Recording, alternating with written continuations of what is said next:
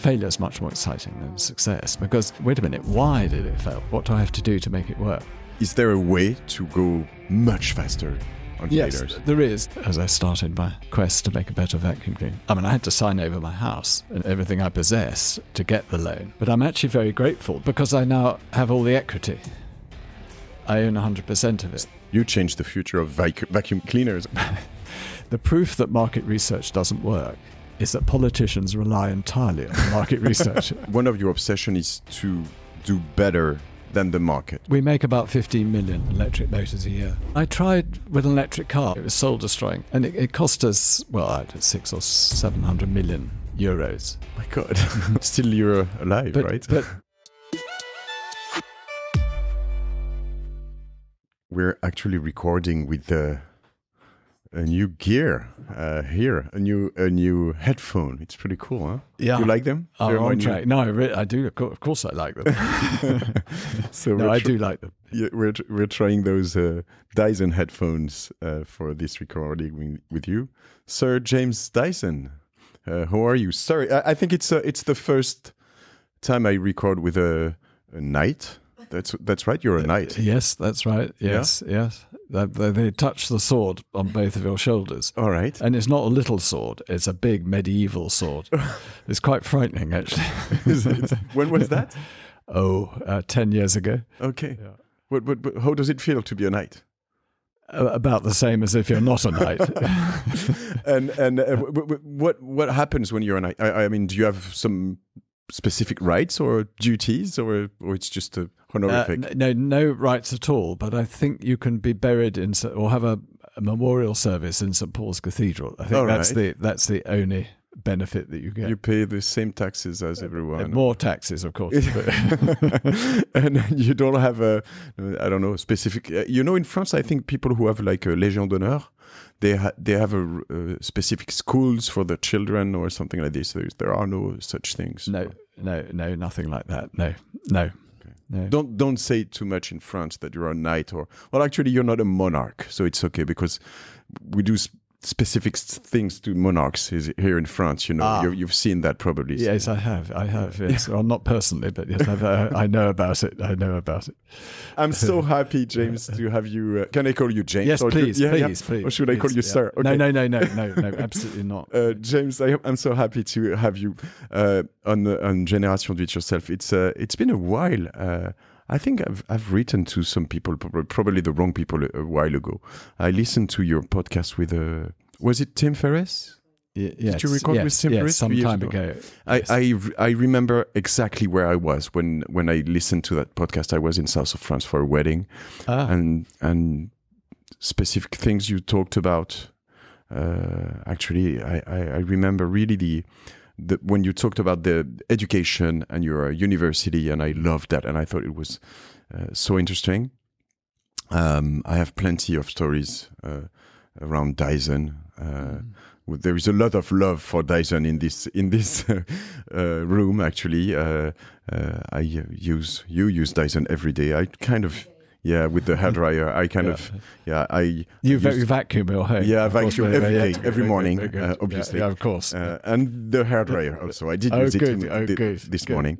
But you must try our product that holds the style. You brought a lot of products, actually. I don't know what this one, Shito-san. You tell me. Oh, it's very good. Now, this is made with mushrooms. And because we make hair dryers and stylers that style your hair, you need something that helps hold the style and protect your hair. So that holds your style and protects your hair and makes it shiny. So it's a cream? It's a cream that you rub into your hair.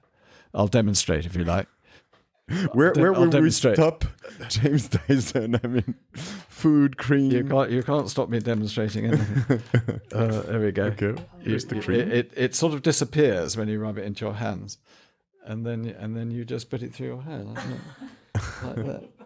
So it's a conditioner or something like this. No. Well, the crème, styling cream. Okay. You used to spray something on. It looks much better. Actually, it works. You look. Well, have some yourself. Yeah, I will have some. Obviously.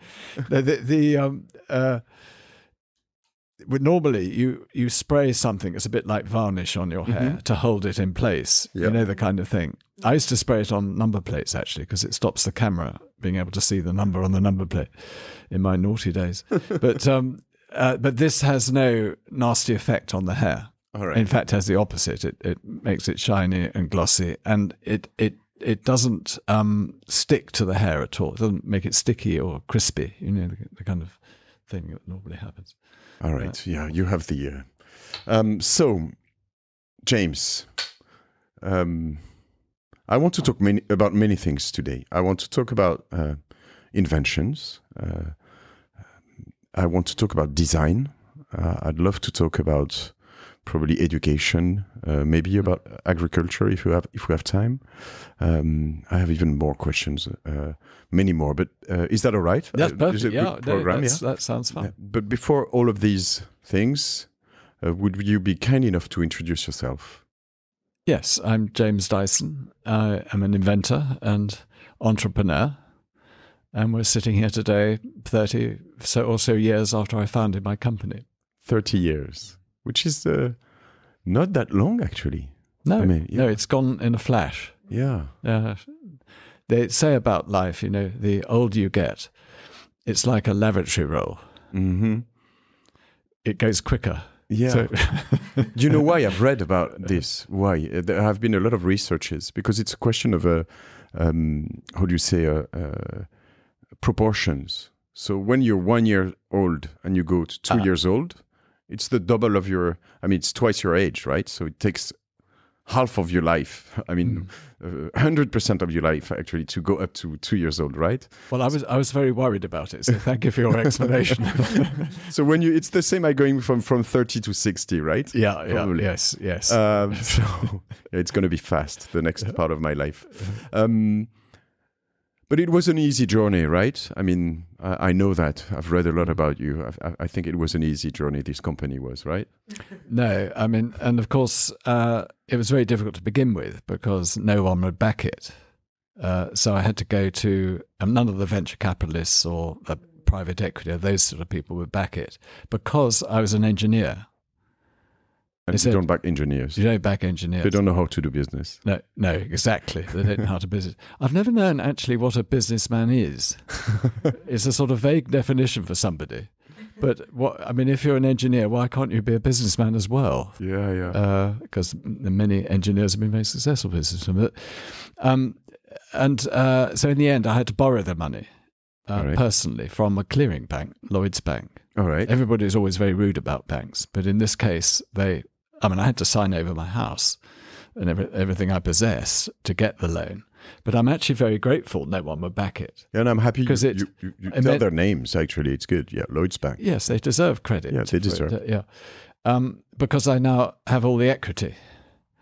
I own 100% of it. Still? Well, yes, of course. Okay. Yeah. I'm not. Did you share? Keep off with the employees a bit, or no? That's not the policy. No. We do bonuses and rewards and so on, but not equity. Free hair dryers also, right? No, they have to pay for their hair dryers, but they do get a discount. Okay. I was looking for a term I've learned yesterday, which is wheelbarrow. There is a story about brouette. Everything started with a brouette, right? Yeah. No, it didn't. No. I did a high-speed landing craft before that, right. But for a public company. But it was a completely new project. So my story really starts at the Royal College of Art. Okay. I went to school like everybody else, and I did classics at school, Latin, Greek, and ancient history. And then I decided to go to art school. And ended up at the Royal College of Art, although actually it's design, not art. Most of it's design, not art. And David Hockney had just been there, and a few other people, and it was in the swinging 60s in London. All right. Liberation, sexual liberation, every sort of liberation. Best and moment rebellion. to be in art school. It was a very good moment. It just happened to be a very good, and we could dream big. So it changed my life, and I was doing architecture actually. And I went to an industrialist to try and raise money for a building I'd designed. And he said, I'm not going to get any money, but I'll give you a job. All right. And the job he gave me was as a long-haired art student with flared trousers and it's a real 60s look, designing a high-speed landing craft, which was going to be sold to the military and landing craft. So it's very shallow draft and it lands on the beach. Okay, we sold a lot in France. But it's an airplane craft. No. No. It goes across the water. But traditionally, I mean, D-Day, they were deep V hulls and they couldn't get anywhere near the beach, and the poor soldiers are jumping out into deep water. Well, ours would land right on the beach, so you don't have to get your feet wet, and you just run out. And it used to go at about 60 kilometers an hour, so it's very fast. So I designed that and then manufactured it and sold it all around the world. So you went from the crayon up to the design and the manufacture, right? Yes, and I ran the company. All right. But I was only 24. All right. But this remarkable band gave me that responsibility. And so that was my first product. And I call it a capital goods. You know, you're selling it to armies and construction companies and oil companies. One or two smugglers, but you know it's a particular type of business. How long did it take from A to Z? I mean, about 7 years. All right, and then I left to run my own business, which is what I wanted to do. I don't know why. I mean, I had to have the boldness to do that, but that's what I did. And in fact, the chairman of the company that I worked for offered to back it. All right. Rather stupidly, I turned it down and went off on my own, making the brouette, exactly, the wheelbarrow with a big ball on the front instead of a wheel, which had the advantage it didn't sink into soft ground. All right. We also made a boat launching trolley because the balls didn't sink into mud or sand and they floated, so it made it very easy to put your boat onto it. All right. So those are the early ventures. And did it work, the wheelbarrow? I mean, did you sell it? The wheelbarrow worked really well, but I didn't make any money on it. Why not? Because people don't like a tool that doesn't have a motor. Yeah. So they'll buy a lawnmower with a motor. They won't buy a spade, a spade that you have to dig with. Yeah. But they'll buy anything with a motor, hedge trimmer, whatever it is, but not something that's hard work.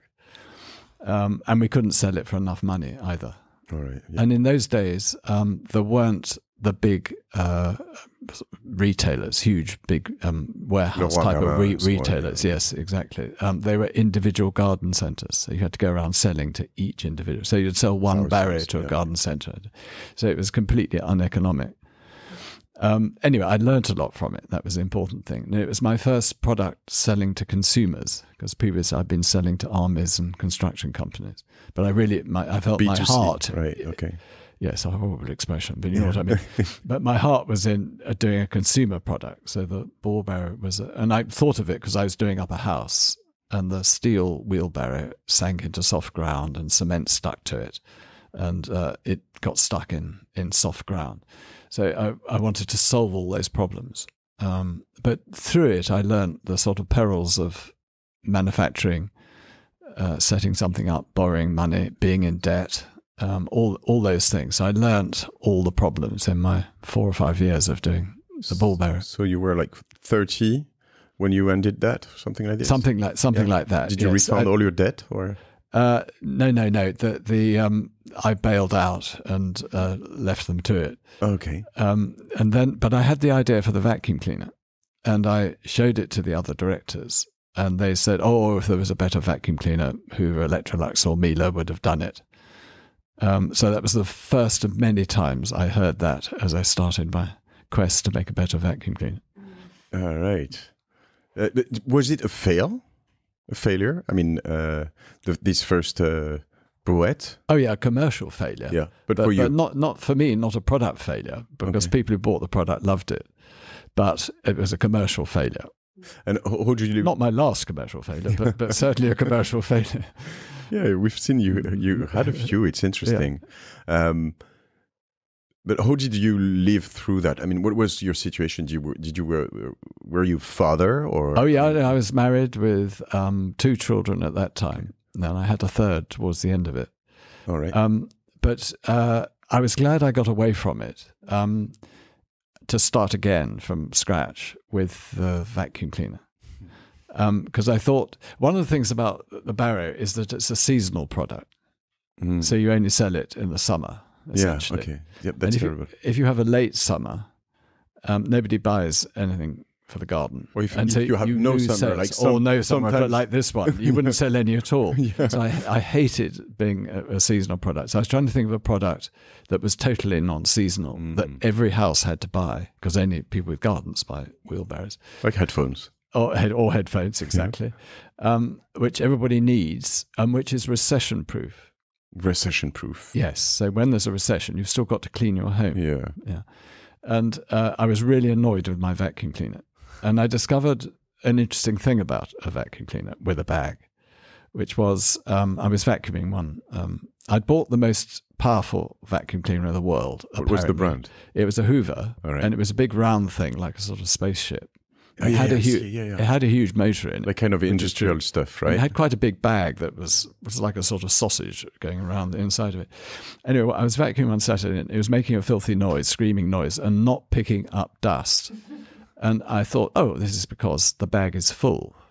So I opened the end of the bag and tipped the dirt out, and then sealed it back up again and put it back in the machine. And I didn't have any suction. And so it was exactly the same as when the bag was full. And I thought, that's odd. What's going on here? And then I suddenly realized that a bag is not a depository for the dust. It's a filter. So it's the first time I'd realized it was a filter. And the bag full indicator is not a bag full indicator. It's a bag clogged indicator. All right. You're restricting the flow. The pressure goes up, and so the indicator comes on. So I was getting a bit annoyed at this point. So what I realized was that as a filter, the very first dust that goes into it blocks the little holes, tiny little holes, microscopic holes in the bag that's supposed to let the air through. So yes, exactly. So you blocked it, and you've lost the suction from the first dust that goes in it, not because it's full. So I felt slightly angry at this point, this sort of con. But it was a good economic model for all of those guys, right? Because obviously you would buy a vacuum cleaner, and then you would buy bags forever, right? I think it was close to 1 billion bags in Europe alone that time, a year. And as you didn't have Amazon or stuff like this, you would only buy bags from Hoover. You wouldn't buy bags from like third party. You could go to, the internet and direct selling didn't exist then, so you had to go to a vacuum cleaner store, or an electrical store, and try and find the right bag. This is one problem. But from the brand all the time, it was not from other brands that would sell. No, that's right. Yes, they were branded exactly. Yeah, exactly. So they're difficult to find. They're expensive, and then they're made of plastic, by the way. They're not made of paper, so they're not biodegradable. All right. So anyway, that's by the by. So I felt annoyed. So I went off and bought a new bag and put it in the vacuum cleaner, and I got good suction at the beginning, and then the suction quite quickly diminished. 5 minutes, So that I had the problem lodged in my brain. And we're like in early 80s? Yes, exactly, 1979, 1980. And I happened to go and buy some wood from a sawmill, from a timber yard. And they had machines making a lot of dust, and they had ducting leading from the machine. I followed the ducting up to a thing called a cyclone, which is about 10 meters tall on the roof of the timber yard. And I suddenly realized what they were doing. They were collecting the dust, spinning it out by centrifugal force, not a bag-type filter, not a filter as we know it. It's a filter with no restriction. All right. So it could run all day long, or 24 hours a day, 7 days a week, without clogging or blocking or diminishing its performance. So I just clicked. I said, that's what you want in a vacuum cleaner. It's interesting because all of these ideas, inventions, is always association, like connecting the dots, right? So you got one problem, then you see one thing, and then it clicks, as you just said, right? Exactly. Does it click often still? Yes. Not as often as I'd like it to. You'll tell me probably more. less often as I get older. But I have lots of wonderful people who work for me who are doing the clicking. Okay. But so I rushed home and I made a cardboard version of what I'd seen. Cardboard, okay. And connected it to my vacuum cleaner. and it appeared to work. And I pushed it around the house, and it collected the dog hairs. I had a retriever dog, so lots of dust, lots of muck, and it appeared to work. So I decided to develop that for use in vacuum cleaners. And of course, it wasn't as easy as I expected it to be. At the time, so you were not working anymore. Yes, I was out of ball bearers on my own. Although I had the idea while I was still doing the wheelbarrow. All right. But now I'm on my own, and I decided this is a good thing to do. All right. So that's your new obsession, and you're just going to do that. And I'm very lucky because I have a coach house. Like, it's the Steve Jobs garage. Oh, right. So mine's a coach house, which isn't as warm as a garage because it's designed for horses, not for cars. And so I'm out there every day building cyclones. And the one golden rule of development is that you make one change at a time. All right. If you make one change at a time, you know what effect it's had. Yeah, okay. Whereas if you make two changes, you don't know, you haven't learnt anything. But it takes longer. So it's not, you don't come up with a brilliant brainwave. It's not brainwave territory. It's pedantic, empirical testing. Prototype after prototype after prototype. So I've read somewhere it's 5,127, was that? Exact number, yes. Yeah. Of course, it wasn't that exact number, but it was about that number. Okay. But I wanted to use a number, a pretty correct number, but not, obviously it wasn't the exact number. I wasn't counting them like that. But to make the point about research and development, that you don't have brainwaves. It's a pretty pedantic, pedestrian thing. But it's fascinating because every single prototype you do that fails, I mean, failure is much more exciting than success, because why did it fail? Wait a minute, why did it fail? Why doesn't it work? What do I have to do to make it work? And you get caught up in it, and it becomes, okay, you look slightly silly, a sort of inventor getting obsessed with some stupid cyclone for a vacuum cleaner. It sounds stupid, but as an engineer, it's a wonderful pilgrim's progress. It's a wonderful process of failure and overcoming failure and improving something. That's probably where sometimes good businessmen can come along, because some engineers are blocked on very silly problems, and they can stick on that for years. And you obviously did understand that it was not a silly problem. It was not seasonal. It was concerning everyone. So you knew it was a good problem. So I believe it's even more exciting. But Sophie here told us that, maybe you're going to hate me for saying this. Are you ready? That your book was about to be called A Life of Failures. You wanted to call it that way.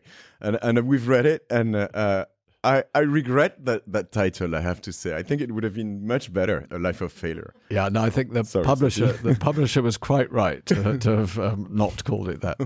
But it's on the front cover anyway, the word failure. Yeah. And it's really important because at school and really through life, we're taught that failure is a bad thing. Mm-hmm. But if you experiment, and experimenting is good in whatever your profession is, and if you don't experiment because you have fear of failure, or failure is a bad thing, or colleagues will frown on you or kick you out or something if you fail, you don't make any progress. So you don't make progress without failure. So you have to accept it. And every single day we're testing prototypes, and they're all failures. So it is a life of failure, except for the 5,127th. But that's just the start of it, because you've made the technology work, but now you've got to put it into production, you've got to launch it, and you hope that people will buy it. So that it's the first step along the road.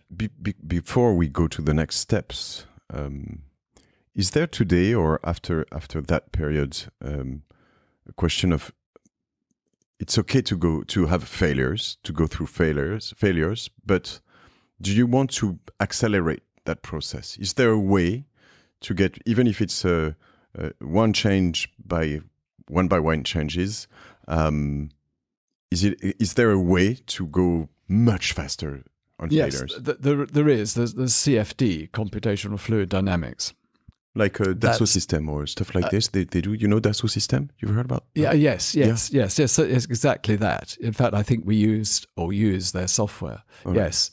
No, that's made a big difference. But you still have to back it up. Just because it works on a computer doesn't mean it's going to work in real life. So you have to check it. And you end up doing maybe not 5,127 prototypes, although you can do that. But it's still the same process, perhaps speeded up a bit. And having a few people helps speed it up a bit as well. I mean, I was doing it more or less on my own. What about AI? Does it work on testing, on accelerating all of these things? Do you know? Not yet. Not yet. I hope it never does, actually. But I mean, unfortunately, it works for design, visual design, and market research and things like that. But and of course, in improving the software that occurs in some of these products I've got in front of me that we've done, there's a lot of AI in that. And indeed in our electric motors, even a little electric motor like that. All right. There is AI within or within the design process? No, within it. It, yeah. I mean, this knows, and our vacuum cleaner motors know whether it's on the table in altitude terms or on the floor. And it adjusts its performance according to altitude. All right. So there's but it's pretty sure it's going to happen at some point. No, the accelerate AI will accelerate the process of failures. It will fail itself. I mean, I've had on this podcast this guy from Thomas from Hawking. We were talking about health and designing molecules for medicines, right? And within the process, his theory is that it's going to take 3 years instead of 9, probably.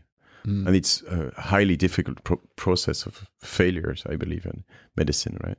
Yeah, I think writing software and robotics, I think it absolutely will speed all that stuff up and make it more accurate, much more accurate.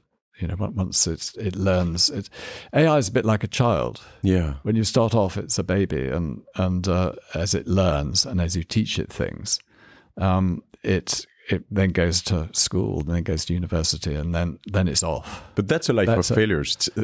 Children go through a life of failures, right? Yes. I mean, if you want a robot to pick up this glass, now you have to write all sorts of endless software to do it. But with AI, it can do it and learn, fail. It can fail a million times and then get it right, and then it never forgets. And at some point, it's going to fail virtually, probably. I hope not. No, I hope that fail virtually. Yeah. Okay. But the annoying thing about AI is that it can pretend to be creative. That's what I find really annoying about it. And it can pretend to be intelligent also, which is not. Probably. I don't know how intelligent it is, but it can. For example, it can design a motorbike in the style of Dyson's vacuum cleaners. Yeah. It doesn't look like a vacuum cleaner, but it picks the things that we use, little tricks we use, and apply it to a motorbike. And I find that worrying, but at the same time, the opportunity is to be unexpected. So if what you do is unexpected, AI could never have predicted it or carried it out. So it's an opportunity for creative people to sharpen themselves up and actually be unexpected. Like that cream we've put onto our airs, right? Yeah. So 5,127 prototypes later, you have this product ready. How do you know it's ready? No, the product wasn't ready. I had the technology ready. All right. Well, actually, the sort of core technology of a vacuum cleaner. But I then had to design a vacuum cleaner around it. But how do you know it's ready? I mean, because you thought I cannot improve it anymore, or because you thought it's just good enough now? Good enough. It's pretty good. I mean, my task was that the vacuum cleaner wouldn't lose suction. Right. So I've overcome the problems of a bag, which is that it doesn't lose suction, and it cleans the dusty air better than a bag. So those are my two objectives. The not losing suction was very easy to measure. whether it cleaned the dust better than a bag was harder to measure. That's quite a technical thing, but I worked out ways of doing that. So I got to that point, and then I thought, I have good enough technology now. I mean, we've gone on and built thousands more prototypes and improved the separation technology and airflow through the system. So we've gone on to improve it. But because Reid Hoffman, this guy, he's the founder of LinkedIn. And he said at some point, well, I'm talking about software engineering, but he said if your product, if you release your product when you think it's ready, then you release it too late, right? It's too late, too soon. You should too late. Well, that's what I mean. You should release your products when they're not ready.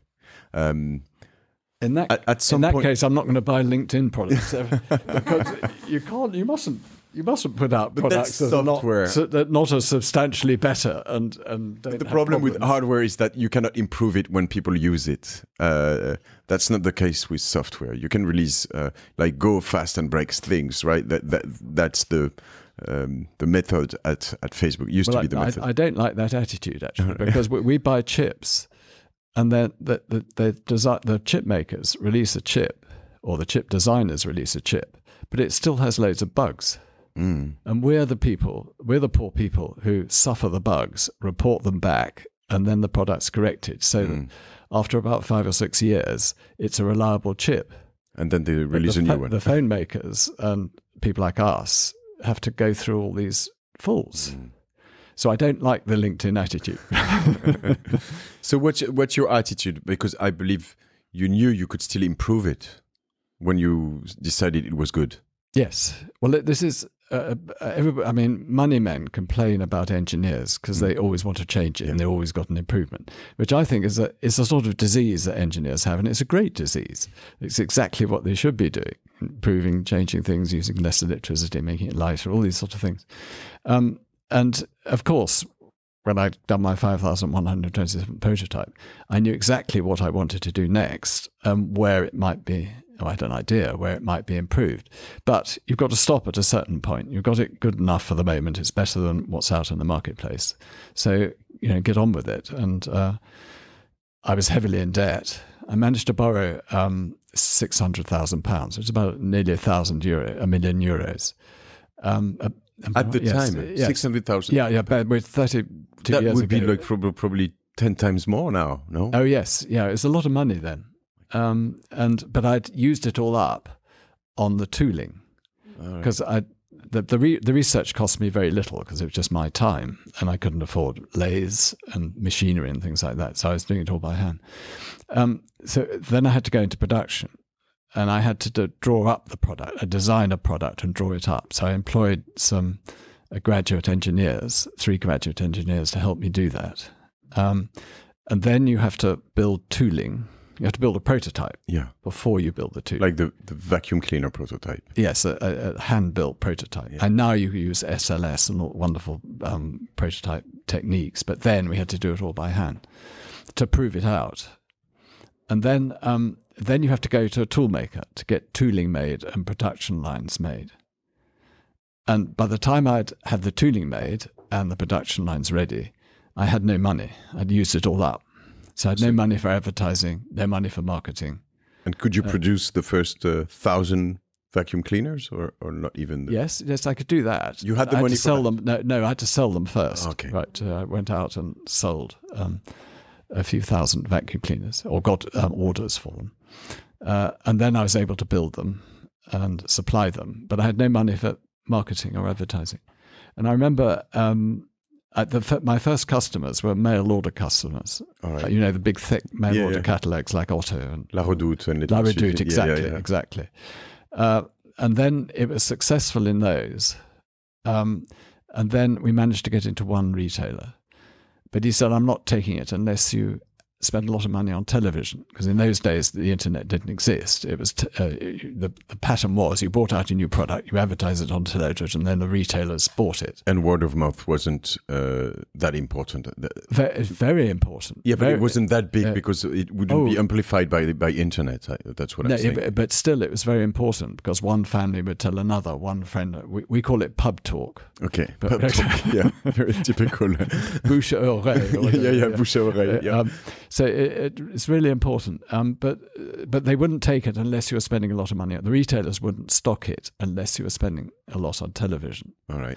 So I said, well, for every 1,000 vacuum cleaners you order off me, I'll spend £20,000 on television. They were already Dyson. That was the brand. That was the brand. Okay. Yeah. They were. And he thought that was orange and grey. No, they were yellow. Yellow and grey. Like strange enough, my headphones. I'm pretty jealous about that headphone. And no one liked the yellow, but it was a good sort of industrial colour. And it's remarkable. I mean, you see it. You know it's Dyson colour now. I mean, that's typical, right? I think. Oh, good. I'm glad you recognise the colours. But the most controversial thing was the clear bin. The fact that you could see the dirt. And the retailers said you'll never sell a product where you could see the dirt. Weird. And when it went into stock in shops, our competitors used to go in and laugh at it. There was one shop that was very early days that stocked it, and I went in, and the bin was black with dirt. The demonstration model on show, absolutely full of this black dirt, which I think dirt you get off the street is from tires, rubber tires, and things, and streets and so on. I said, why is it so dirty? And they said, we clean the shop with it. And I said, what product do you have at home? And she said, I have a Panasonic. And I said, well, why aren't you using Panasonic to clean the shop? They said, well, the Dyson does it much better. So the extraordinary thing was that there was a range of shiny vacuum cleaners until you got to the Dyson, and it's black. The bin is black with dirt. For a good reason. And people are buying it because they say it's the one we use to clean the shop. So very perverse. But anyway, the clear bin was the first thing that our competitors copied, because it became a sort of symbol of an honest product that showed what it was doing. But could you have a clear bin with a bag? I mean, they would... Yes, which is what they did. They used the sort of air filter you get in a car. Okay. They put that inside the bin. So the air filter replaced the bag. All right. But it was interesting because every retailer said you won't sell that. And we did some market research, a little bit of amateurish market research, and the market research said no one will buy that. And it's a bit like the Mini. You know the Mini? Yeah, sure, the car. The Mini didn't sell at all to begin with. And they did market research. They had 2 production lines ready. And they did some market research, and they got rid of one production line because no one wanted to buy it with those little wheels. But after 9 months, sales rocketed off, and the English car company never caught up with the sales. And how do you explain that for Dyson? It's a lesson about market research. I always say that the proof that market research doesn't work is that politicians rely entirely on market research. So it's what people say is really interesting. So I'm not rubbishing what people say. I'm saying that they can't predict the future, and you shouldn't ask them to predict the future. It's not their job. You can only ask them what they think and feel about things, and it's really interesting. But you have to go beyond that, to the next stage.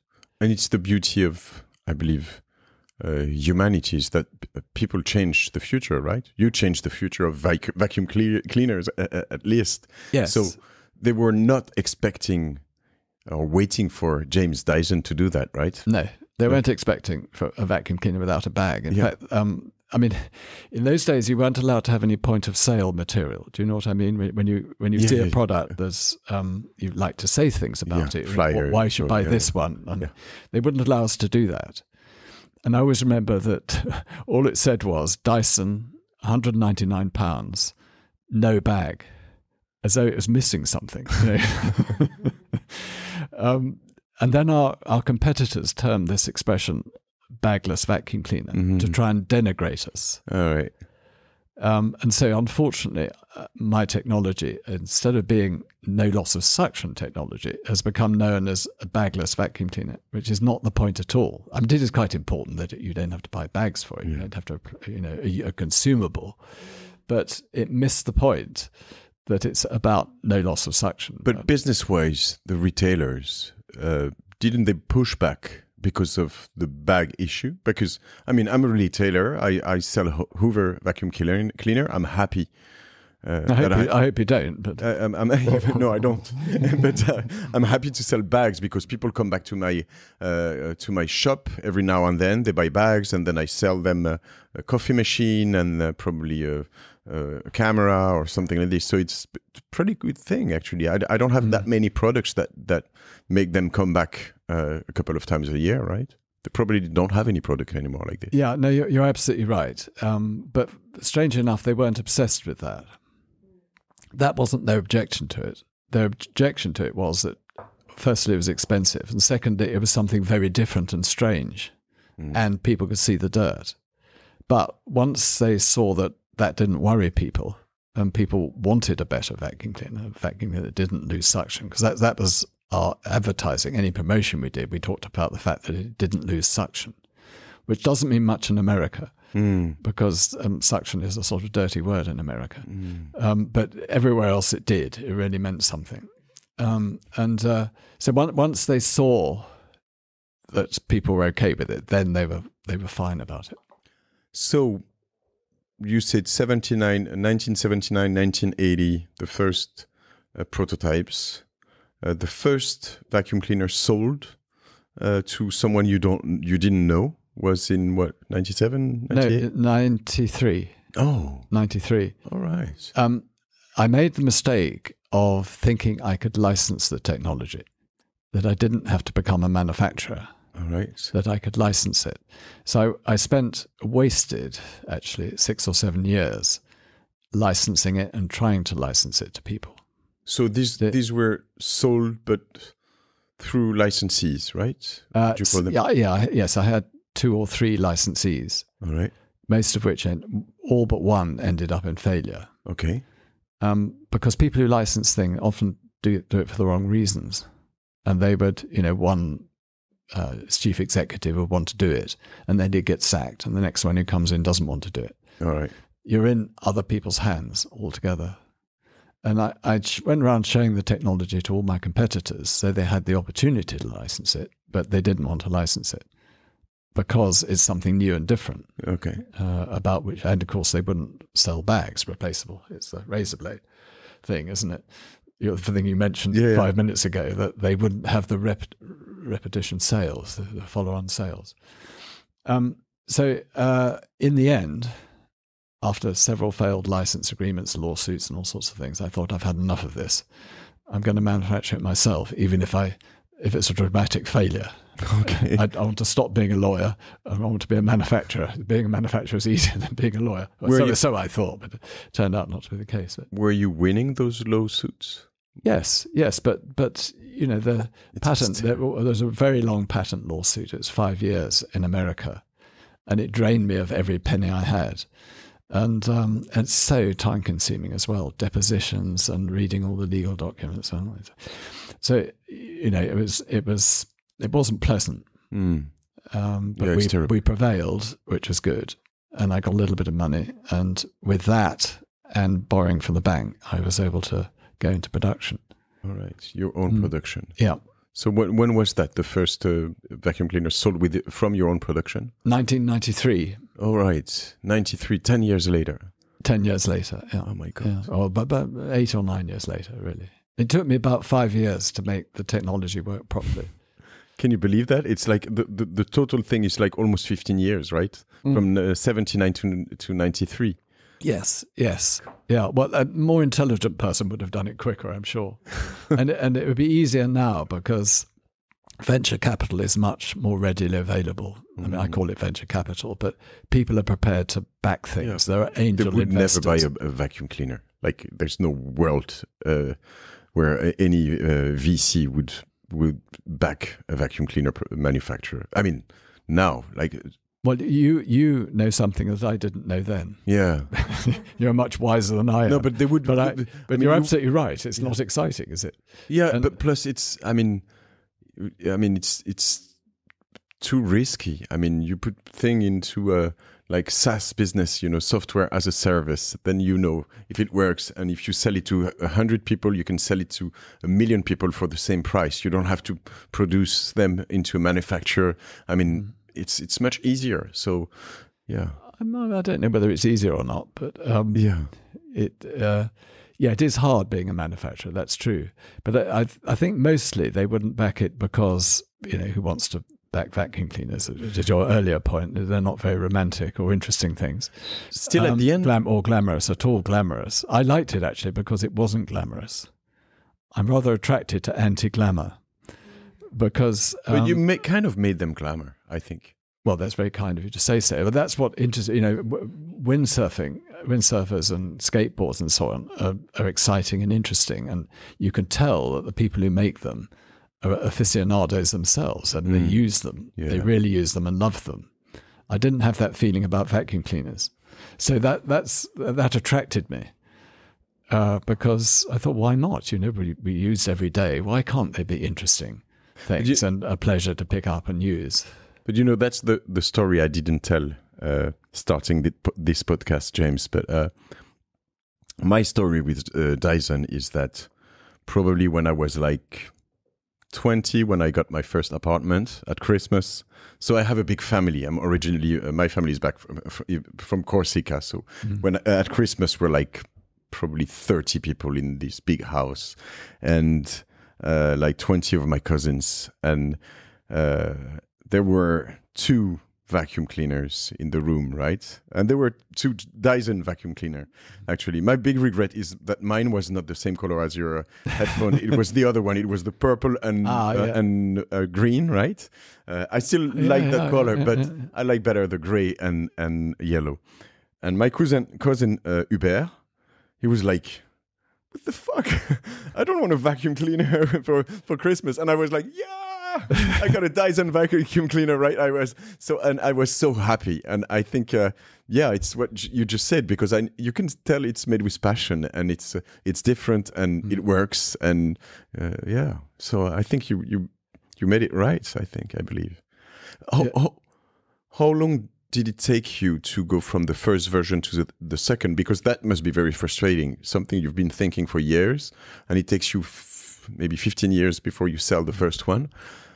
And you clicked probably on 20 or 100 other ideas during that time, didn't you? Yeah, I mean, if we're still talking about vacuum cleaners, the first one was an upright vacuum cleaner of the type that's really only sold in Britain and America. Yeah, America particularly. True. And it was sold on the back of fitted carpets, which again really only exist in Britain and America. So we knew here we buy traîneau, right? How do you call that? Yes, traîneau. Yeah, that's a cylinder. Cylinder. Australians call them barrels. All right, barrels. Something to do with beer, I think. But no. So we knew that what we really had to do was a trainer, a cylinder one. Okay. So that was the next thing I did. But all our engineers were busy with the first one, improving it, repairing the faults and so on. So, what are the best one? Are the barrels better than the how do you call it?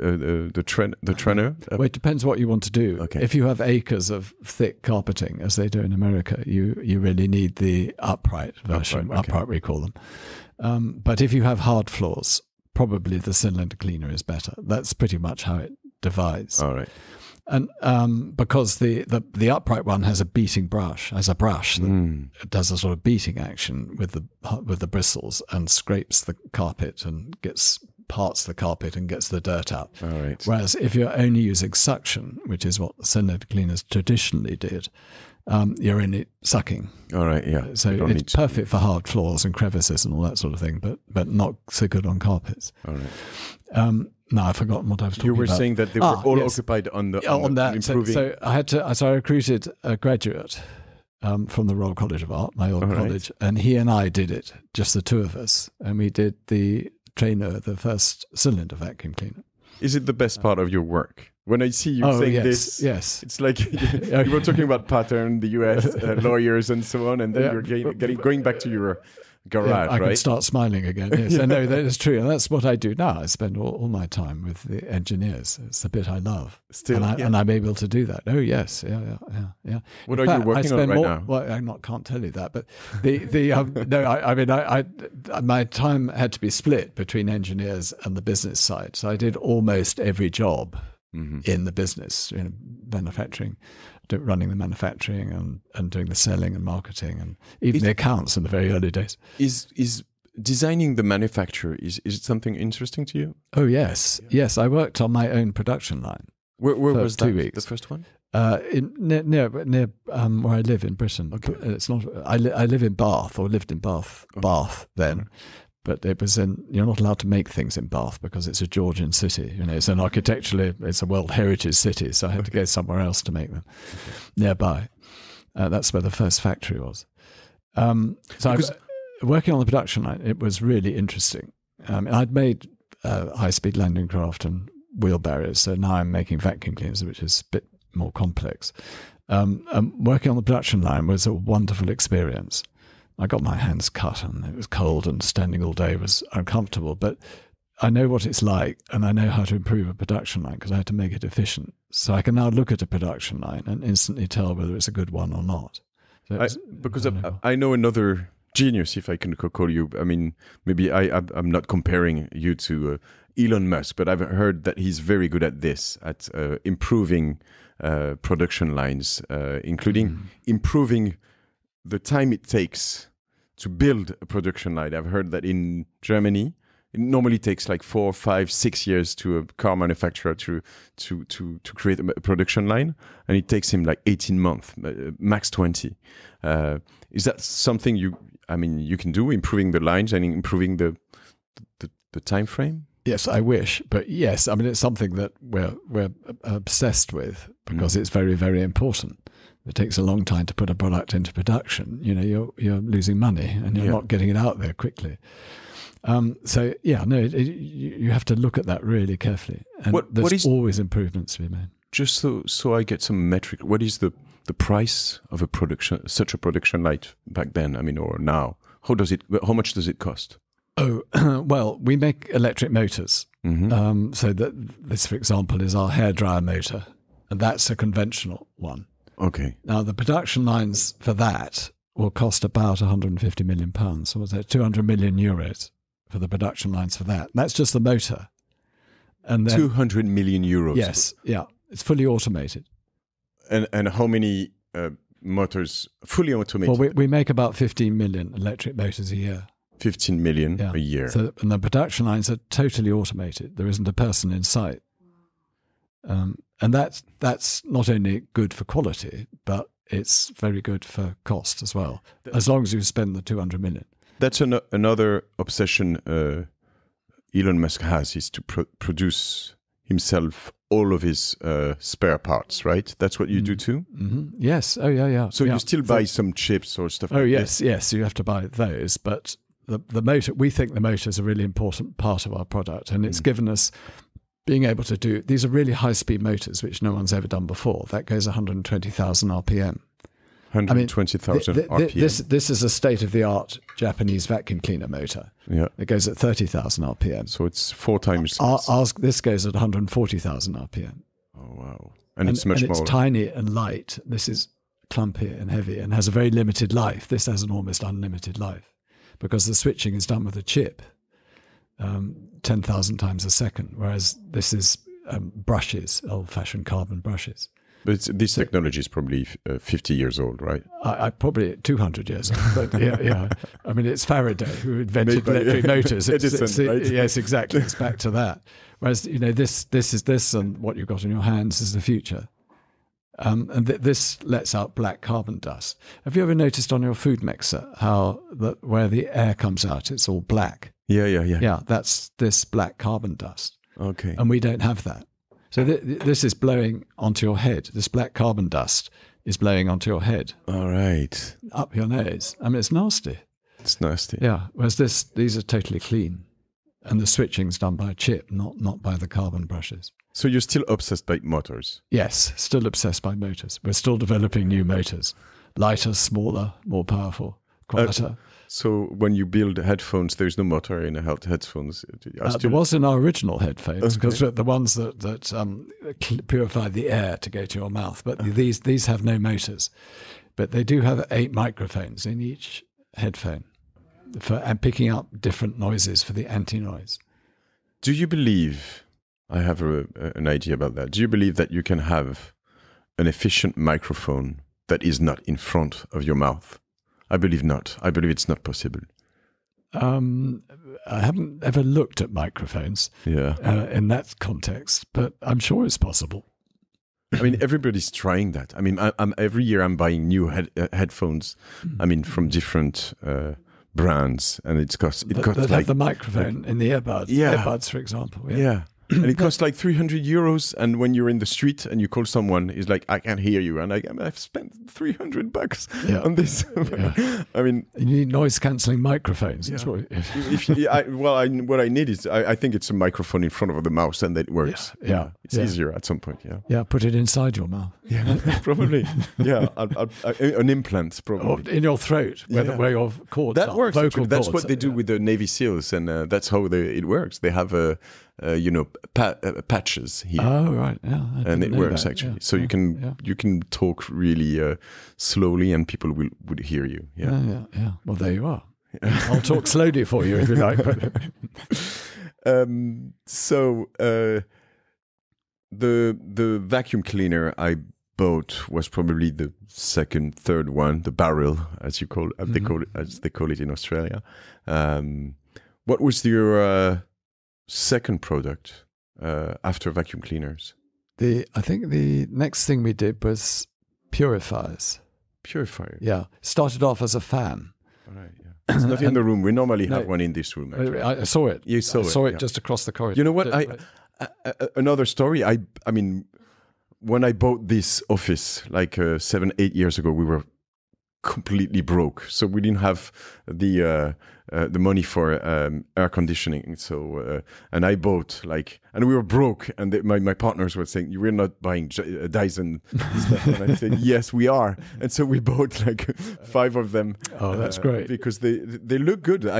We made a great office, and so we bought some purifiers for every room at that point. Yeah. The fan came about. The idea of having a fan without a fan came about because we were developing something I can't talk about because I'm still interested in it, to do with airflow, using airflow. Yeah. And we weren't succeeding. But we noticed 2 things when we were doing all our tests. One was that you could, with using airflow, you could scrape water off your hands. All right. Yeah. So that's Exactly. Yeah. So that was the genesis of the hand dryer. So rather than trying to evaporate the water by using heating hot air, which is very inefficient and bad for your skin, we could effectively scrape it off your hands. So that mistake, if you like, gave us that idea. And it also gave us the idea for a fan, because we discovered that if you have a jet coming out in a certain way, you can draw in other air and magnify or multiply the original airflow. All right, yeah. So we've got a little compressor, we call it, but it's a motor, in the base of the fan. And then, I shouldn't call it a fan, should I? But anyway, and then it goes up and goes around that huge, started off as a big circle. Yeah, which is very nice. And the air comes out of a 1 millimeter gap all the way around the circle. We call it an annulus, which always makes everybody giggle. And then that tiny airflow, because it's coming out at high pressure around a large area, drags in 20 times its airflow. So you get this sort of magic that you've got a circle with no fan to clean or hurt anybody or overbalance or anything. And it, like magic, creates an airflow. It's interesting because I think your most successful products are all, I mean, including or around air.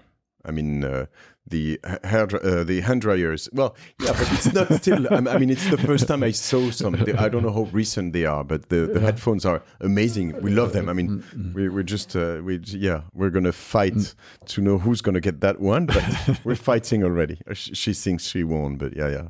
It was quite funny when we did the fan and this is one of the problems with doing something that isn't like what's gone before. Yeah. I went to launch it in America, and nobody was interested in it at all. Yeah, because they have air conditioning. Well, no. They didn't understand it. They thought it was a loudspeaker or something. Oh, okay. Yeah. And then I got up at 4 a.m. in New York. I went out to, I think it was CBS business program, because they have business programs early in the morning in America. And it was sat there in the studio. It was exactly like this. There was a female interviewer and a male interviewer. And it was a very boring interview. It wasn't going anywhere. So I switched it on and put my head through it and sort of did my hair. And the girl immediately said, I want to do that. So she grabbed it and did that. And then suddenly every news channel wanted the van on the news channel so the presenters could do their hair with the airflow. So that was lucky. Otherwise, we'd have never got it going. Does the name Airblade comes from Dyson, or yes, that's the hand dryer. That's the hand dryer. The Airblade is so smart. I mean, you exactly know what it means. It's an air blade, right? Yes, lame d'air. Yeah. But everybody got worried about that because and sword has a blade. So, but it was slightly edgy, and it's quite good sometimes to use edgy names. Yeah, I think so. Yeah. But yeah, my point with air was that. All the air technology, I believe, even the hair dryer. Mm-hmm. I mean, that's the thing you've really changed overall, right? The air management, if I can say so. Yes, it was our technology. So we were in a technology groove, which is fine. You know, we wanted to make better airflow, quieter airflow, lighter airflow. So we started doing electric motors, and then heaters. This is quite an interesting heater. I always say this is the world's smallest heater. All right. Which we developed. A normal heater. What is it made for? That's a normal heater. So what I have in my hand is probably like the size of my thumb, right? And the other one, the size of a coin. Yeah. And they're etched plates.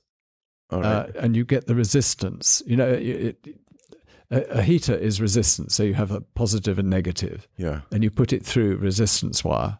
And instead of sort of flashing, as you would expect if you join the two, the positive and the negative, you put it through resistance wire and it goes hot. All right. Immediately. As opposed to explode. Yeah, okay.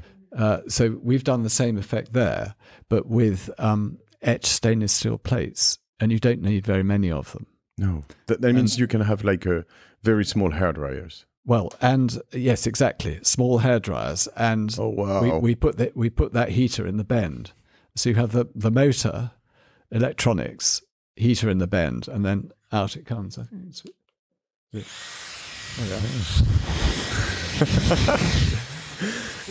weird because the problem is that we're not used to that. So when you get that into your hand, I feel it. Yeah, it's. I mean, you're like, this is not a hairdryer. I mean, even if you're at a Darty or I don't know where you would buy that, you would be like Sephora. Yeah, Sephora. Darty. You sell them at Sephora? Yeah. Interesting. It's very nice. It looks very nice. Plus, it's much more practical. I mean, convenient to get into your bag, or if you want to get into travel. For travel, yes. Yeah. Travel is a big thing. But what's good about it is the precision. You can hold it where the heater is. Hold it where the heater is. Yeah. If you hold it there, on the bend, here? There, yeah. Then it's very precise. Yeah. You can do very precise hairstyle. All right. with that sort of tool rather than that. All right. I think that this is meant for something else, but that goes on that one. So hairdryer is nice. Yeah. Is big now because you have you used to have like one what's the first one? This is the first one, and then you have the other one with all of the tools. The air straight. Yes, so you can style your hair. Yeah. As well as dry it. And it took like a year for Clemence to buy it because she was dreaming about this, but she had to wait till Christmas. Yeah, it was a dream. Good. Well, a very kind person, sensible person who bought it for you. But this is an update where you can see the controls there. But what this does, it can tell whether it's pointing at your hair or not, and also how far away it is. So So when it's pointing, see, I'm pointing at nobody, so there's no heat. All right. If I point at my hair, it goes. All right, I can see the color change. Oh my god. Yeah, but it reduces its heat as it. Sorry about that. It reduces its heat as it gets close to my head. All right. Because that way you don't damage your scalp. So it's all about scalp care. So it's got a time. So the other thing. It switches off when you put it down, and then when you pick it up, it starts. So it has blue light when it's down. You pick it up, starts up, but no heat. Now it's got heat, and it reduces the closer I put it. So it's interesting because it's like I believe your competitors in the hair drying business, they were just like, who cares? I mean, we've been doing this for like 50 years with the same technology. I mean, and everybody's happy, and that was not enough for you, right? No, because we could see that this was not a good way to do a heater, and it's they break.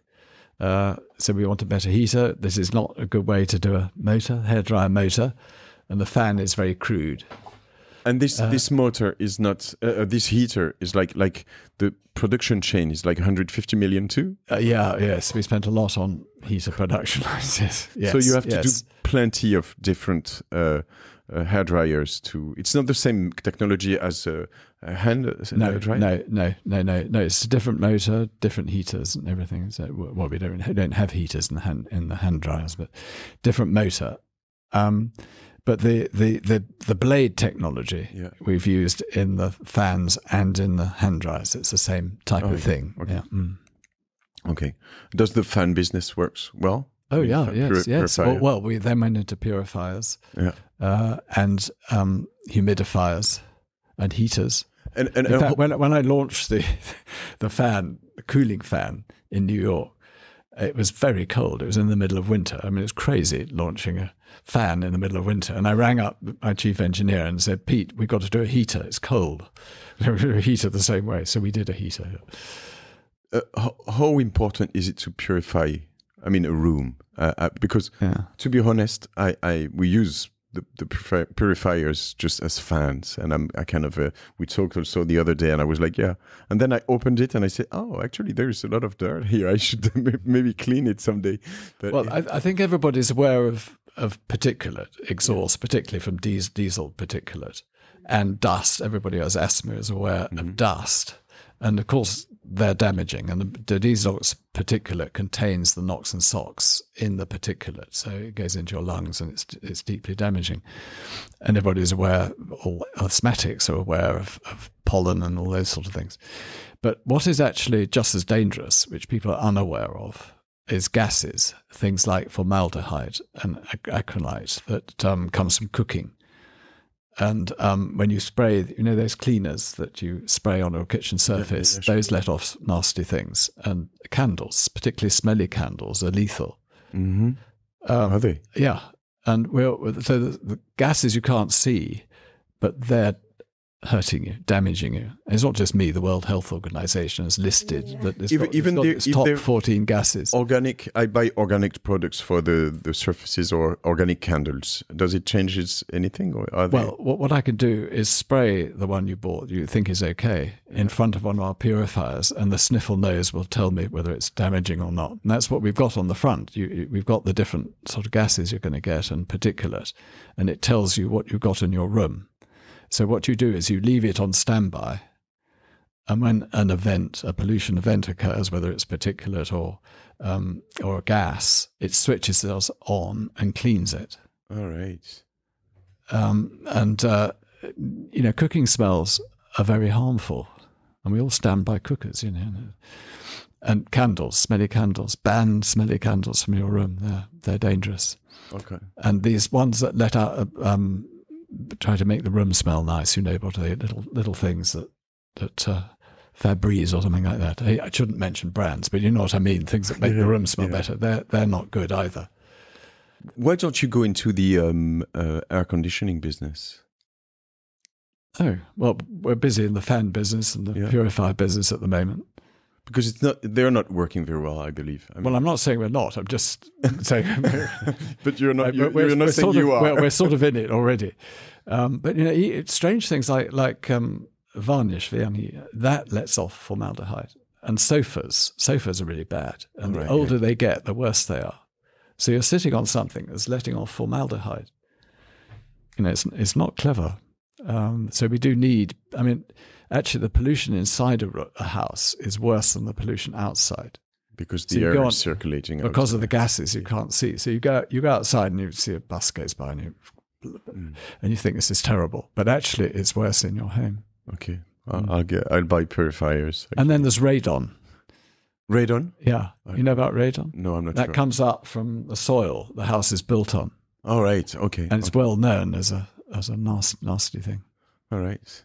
Is there? Yeah. So I was talking about how furnitures are making pollution. Remember? Yeah, that's Thomas Closet. Yeah. Furnitures are polluting. Yeah, that's what you're saying. Yes. Okay. Oh, yes. Yeah. The materials, the car seats, glue that's used in a car, glue that's used in furniture, the foam that's used in sofas and things. So I'm not saying it's easy to build a car or sofa without having pollution, gaseous pollution they call it. But you can do something about it with a purifier, a good purifier that's really dealing with the gases. One quick question. And smells. You see, that deals with smells. I'll definitely buy some more. One quick question, as you're probably one of the worldwide air specialists. Someone told me recently that if you put your fan on the opposite side, from the inside toward the outside at your window in the summertime, it's better. So it gets the air out of your place and gets a better circulation. Is that true? Probably. Yeah. I mean, I think circulation is a good thing anyway. Yeah. So to open the window and create even better circulation, getting rid of the nasties in the home is a good idea. Mm-hmm. But you've got to replace the air with something. So you have to worry about where the replacement air comes from. All right. If it's from outside, it's probably better than what's inside. So yeah, as long as you get outside air in. All right. So you have those clicking moments, right? Clicks, you said earlier on. How many products do you sell right now? Do you know? Do you have an idea? Different kind of maybe families, but maybe a dozen? Or I ought to know, but I don't. But no, it's more than a dozen. It's probably nearer 20. Okay. And how many products you wish you would sell? Well, I'm not. I don't really define success by how many I sell. No, but I mean, or even how big my portfolio. My question is, it's not success. I'm talking about your frustrations. But what are the products you would love to release? But I don't know. I can't know. But I can't tell you that. You see, that's come on. No, that's why not? It's easy. It's obvious. I mean, you don't have shareholders. Well, for example, we run a competition, global competition every year, and we have thousands of entries now, and it's in 32 countries, I think, where we ask students to solve a problem. And what's really interesting, actually, I mean, apart from the fact that the solutions are brilliant, is that when we first started it 20 years ago, there used to be better skateboards and better speedboats and better skis and things. Now they're entirely medical improvements to help old people or people with diseases, chronic diseases, or they're environmental projects to improve the environment. What I think is wonderful about that is they're brilliant solutions, they've really solved a problem, and B, that's what's going to make the world better. Not people talking, Greta Thunberg talking about things, people actually doing something about it. It's not just about people talking on things, I mean, podcasts are quite good for But that sort of activism, I don't think helps. Yeah. The unsung heroes are the people who solve them using technology and using clever 100%. Engineering. So unfortunately, they don't get much airtime. But the good thing about our competition is they do get airtime. All right. And they get started. I mean, there's a chap in the Philippines, a student in the Philippines. They have a lot of waste fruit in the Philippines because of climate events and so on. And he found that if you mix certain fruits into a sort of solution and pasted it over a window, you could get an electrical charge. It didn't need the sun, it only needed light. And he had a pane of glass, about a meter square, and his iPad was being charged from it. From the fruit? Yeah, from the fruit spread across the pane, the glass. Interesting. You could still see through the glass. It didn't block the view, but it was brilliant, absolutely brilliant solution. That's going into production. Wow. We had a girl this year whose mother got cancer and her hair fell out. And the thing is, you can't get access to freezing the head treatment in hospitals because there aren't enough equipment. But you have to do it in hospital. You can't do it in the car or go home or while you're traveling and so on. So she designed a cooling system through a helmet, a sort of nice looking helmet. And the two pipes go down to a handbag. And the cooling happens in the handbag. So you can walk around with not losing your hair, having chemotherapy for the first time. Amazing. Really good. Yeah. She's from Ireland. And what about you? Do you have some frustrations about some products you would love to, but you can't release? You will not. You know you will not because, I don't know, there is no market or... Well, I tried with an electric car, for example. Yeah, I wanted to go there, yeah. And because back in 2014, the car industry was predicting that by 2030, only 2% of cars would be electric. All right. And I thought, this is bad. This can't be right. This won't be right. It's not even... It did, but it already isn't right. But so I thought it was mad then. I thought people would vote with their feet. And we were developing battery technology. We just started it, and we still are. We're also doing a lot with electric motors, and we do a lot with air, heating, cooling air, and pollution and so on. So I thought, well, wait a minute, we should do a car. We have motors, we have batteries, we have air. I mean, what else? We've got engineers and scientists working on all those technologies. We should do a car. So that was 2014. I stopped it in 2019 because everything changed in 2017 because of Dieselgate. All right, yeah. And suddenly when Dieselgate happened, everybody suddenly had to make electric cars. And then legislation started to come in to say, by 2030, you're not allowed to make a car that isn't an electric car.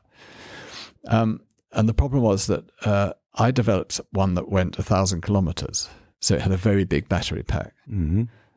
And that made it expensive. And by the time we'd developed it, we'd had to have... And the problem is, as a new car manufacturer, when you buy your components, I know that we were paying nearly 50% more than your competitors. Competitors. So our car would have cost the same as an Aston Martin. And you might have preferred an Aston Martin, but maybe you know how much I love Dyson. So I think we would have sold a few thousand a year, but not enough to make it profitable. You can't. I mean, Ferrari makes money out of about 10,000 cars a year, but they're Ferrari. But I couldn't see that we would make enough money. All right. Did you sell some of this? And the worst thing is that how it works at the moment is that if you're a car manufacturer making internal combustion engines and electric things, your pollution is reckoned across your range. So it's not per car, pollution per car, it's across the range. So if you make some electric cars at a loss at one end, you can go on selling big SUV gas guzzlers at the other end. Whereas if you're not making electric cars, you have a problem because you've got high pollution across your range, and they're buying these, paying Elon Musk for carbon credits. All that's going on. Yeah. But as an individual electric car manufacturer, we had to make a profit on everything we sold, and quite a big profit because of the huge investment in it. So I recognized it was going to be a dubious commercial success. Did you get the chance to get some money out of it? Did you get the chance to sell some of some of the work you've done? No. To a car manufacturer? Or? No.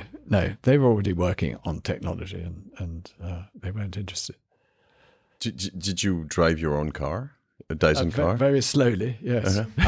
Just into the within a sealed, shielded area. Yes. Have you?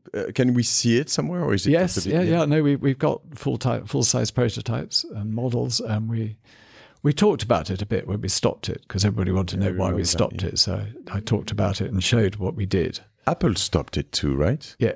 I don't know what they did. I think they did. They never showed what they did. Yeah, no, they never showed. We showed what we did, and if people copy any interesting idea, that's fine by me. We had very big wheels. They were almost 1 meter in diameter. Oh my God, I want your car. I would pay the price of an Aston Martin for that car, definitely. Well, yeah, good. Well, yeah, thank you very much. You're making me feel guilty now. But we had these huge wheels. And funny enough, one of the Rolls-Royce design philosophies is the wheel should be half the height of the car. Yeah, okay, yeah. And if you look at sports cars, one of the reasons sports cars look so good is because the wheel is relatively big compared with the car. That's true, yeah. And once you've noticed that aesthetic, suddenly you look at cars and you think, what silly little wheels they've got. It's a wrong proportion, particularly transit vans, sort of big vans. They look sort of stupid, don't they? And the advantage of big wheels is we discovered huge advantages with big wheels. You could make them narrow. All right. And narrow wheels have less rolling resistance. Yeah. And large diameter wheels have less rolling resistance. But they have a better brakes, right? And braking is better because you've got a bigger pad on the floor. All right, yeah. And road holding is very good as well, even though the tire is narrow. And also because the ratio between the hub and the outer tire is big, or rather, it's a big ratio. You look as though you've got, people like buying tires that are very small, like a racing car, relative to the hub. Yeah. You got that look, the sort of racy look, without the discomfort. Because if you buy those sort of tires, the car is less comfortable for sitting. For sure, you've got less cushioning for the tire. Yeah. So we discovered lots of interesting things. And we could do run-flat tires, which normally, again, are less comfortable. But because there was a huge diameter, you didn't lose the comfort by putting a run-flat tire on it. I mean, this must be not only speaking financially, but this must be so harmful, so terrible to stop this project. Oh, right? Yeah. Well, it was soul destroying, and more so for the people who had worked on it, the engineers and everybody who had worked on it. And it cost us 600 or 700 million euros. Yeah. My God! All right. Mm-hmm. It's still you're alive, right? But mistakes, you see, failures, mistakes. We didn't learn anything from it. That's your. You didn't learn it nothing except caution on. There's no use for anything else. What you're doing right now. No, it's all very, very specific to cars. Just occasionally we say, "Oh yes, we learned that," but no. It's a pity you couldn't sell it to someone else. No, I know we tried, but there's a huge. We nearly did 1 or 2 deals, and we are still talking to 1 or 2 people, but 1 or 2 people for bits, but not the whole car. We nearly got 2 manufacturers interested in doing the car, but the not invented here element in a car company is very strong. There are people who have very strong views about what a car should be. You know what? A friend of mine, Thibaut Elzière in France, he's working on, and I think it's very smart. He's working on very small cars, like electric cars, but like like for day-to-day trips. My dream about cars would be a very modular car. Mm-hmm. So a car that you could design yourself, kind of, for your own use, right? So you have children, you want a kind of a pickup or small that you can change somehow. Like that would be interesting, I believe. Like different use. I think the Citroen one that has I've forgotten what it's called, where the front is the same as the back. Mm-hmm. I mean, that's a really good idea. Yeah. And really, low cost and suitable for people who are just doing short journeys. It's good, very good. too expensive. Too much time. I have a few ideas that obsess me sometimes at night, but I'm not an engineer. And don't get into manufacturing cars. You're probably right. Yeah, I'll introduce you to Thibaut. He's a smart guy, but he went into that already. Do you know the most expensive thing about making cars? Tell me. The paint plant. No way. Yeah, that's the most expensive bit. Well, don't paint them. Why should we? I think people do like colours and things. Yeah, I do. And you have to protect it as well. Yeah, it's true. Another failure I've seen, or something you at least don't do anymore, is the washing machine. You did some washing machine a long time ago, right? Yes. What happened? They looked very well. It was a mini version of the car. All right. Because we were new in washing machines, we hadn't been making them for 60 years like everybody else. Yep. We were overcharged for the parts and setting up production. We didn't have to do a new production line and all this sort of thing. And probably it had 2 drums instead of 1. It had 2 motors, it had a gearbox. And, other washing machines have 1 motor, 1 drum, and not even a gearbox. They use a belt to drive it. Right. Yeah. So it was an expensive washing machine to make, but also it was more expensive because we were new to the business. And I wanted to sell it at over £1,000, which is about 1,400 euros, something like that. And the marketing department said, "You'll never sell it at that." And so we sold it at a price where we simply didn't make a profit. All right. So that's the only time I've ever listened to the marketing department on the price to sell something, because there's no point in doing it if you can't make a profit. Yeah. You can't make progress. You can't bring out the next one that's better and all that sort of thing. So no, it was better than regret. It's my biggest regret. And it had a huge door. I don't know if you remember. We were the first people to do a huge door at the front. Was it drying? No. But because I would have expected you on drying, because you're an air expert, right? It's not a very good idea, because when you're drying, you can't do another wash load. So it's quite a clever idea if you don't want to have 2 machines, a dryer and a washer. Although I think a lot of people now are drying on a rack rather than in a tumble dryer for obvious reasons. But it also makes a very complicated machine, and it's neither a very good washer nor a very good dryer. All right. So it's better to do the washing properly. So we had a 7 to 9 kilo load, whereas other machines only had a 5 kilo load in the same 600 by 600 space. And because of the large diameter drums, it dried better and it washed quicker. And washing quicker was very interesting because the damaged shrinkage of jerseys and cashmere and all those sort of things occur because of the time in the hot water more than anything. So if you can shorten the drying time, the washing time, then you cause less damage, less wear, and less shrinkage. So, and we had this huge door, so you could shove a duvet in it, a double duvet. But no, it's a huge sadness to me that we had to stop doing it. We had to go on servicing it for 20 years afterwards as well. Do you still have one yourself? Oh yeah, I still use it. Yeah. You said earlier on you were... and that's after 30 years. Yeah. We did it in 1996. Yeah, that's what I said. Yeah. So that was like your second, third product, probably. Yes. Yeah. What's the biggest product? What's the biggest sales? It's vacuum cleaner? Yes, vacuum cleaners, followed quite closely by hair dryers and hair stylers. All right. Yeah. Almost the same. Yeah. Okay. Yeah. And how long have you been doing a hair dryer for? Probably 9 years, 8 years. So it's growing fast. Yes. Okay. Yeah. No, it's been really interesting. We've really enjoyed it because it's the sort of opposite end to vacuum cleaners. Vacuum cleaners are dealing with dirt, and this is helping to make you look more beautiful. So it's sort of you can make your house more beautiful with a vacuum cleaner. I love this one. It's very nice. The hair dryer. Tell me, that's a new one we've just done. It's released already. It's professional. We couldn't produce very many at the beginning because we couldn't produce heaters quickly. Okay. Now we've learned to produce heaters quickly. We can now sell it through shops and direct. But No, it's incredibly small. It's actually 38 millimeters all the way. Everything's 38 millimeters.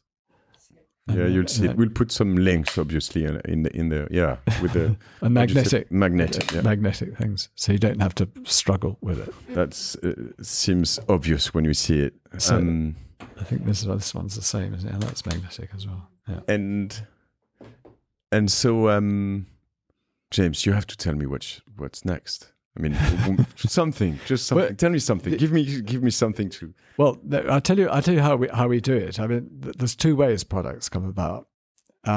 Either you see something that's interesting, and you know the problem of a product, and you develop the technology to solve the problem. Mm-hmm. So that's developing technology. Another way is where you have a bit of technology, like our electric motor. This tiny electric motor that's smaller than a cotton reel. And you suddenly realize that would be good in a hairdryer. Because instead of having the motor up at the top on the head here, which causes it to flop over and makes the head big, you can put it in the handle. The motor's here. It's actually in the handle here. So when you're holding it, you're holding the motor. All right. Going at 130,000 RPM. So the question I have to ask myself is, what can I do with this motor? Yes. What else? Yes, exactly that. Exactly that. And we've thought of a few other things to do with that. Can motors go on a how do you say mower? Tondeuse? Huh? Lawnmower? Like to cut the grass. Yeah. Yeah. That's a seasonal business. It's true. I thought about it when you said, but the thing is that it's still. I mean, it depends on which country. If you sell those in Florida, it's not seasonal. Not seasonal. Robotics. Grass. When you're British, grass must be an obsession at some point, right? Yeah, very much so. No, we make a robot vacuum cleaner. Yeah, and actually, that would make a very good lawnmower. Yeah, that's what I thought. Because ours is the only one that works with a camera. Okay. It's a vision system, so it's interpreting an image, and knows where it is by triangulation from points GPS? that it sees. Okay. No, not GPS. Okay. Not GPS. GPS is not accurate enough. Yeah, it's not. It's not even okay for lawnmowers. So it would make actually a very good robotic lawnmower because it can see a tree and see some water and a ditch and a plant and so on and avoid it. Or even a child playing in the lawn. So, maybe I've got something. You're welcome to make lawnmowers using our technology. Yeah. My point was actually that maybe it's my interpretation, but one of your obsession is to do better than the market, right? So what exists, you want to do something better, even if it's more expensive. You want to do something better. Is that right? Yes. Do you have some products that are not better than the rest of the products? Maybe you're going to. Of course not. Dream of it. No.